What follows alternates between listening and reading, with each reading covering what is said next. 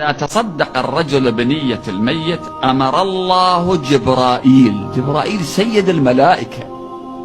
الله يأمر، مو ملك عادي وهم بالمليارات، أكثر ما خلق الله الملائكة كما يقول الإمام علي.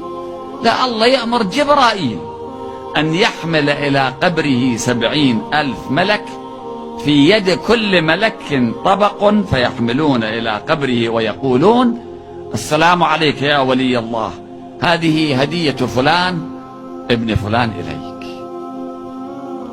يعني تصور جبرائيل يسلم على عزيزك الذي رحل، على صاحبك، على جارك، سلم عليه، وبعدين كم واحد؟ 70,000 ملك.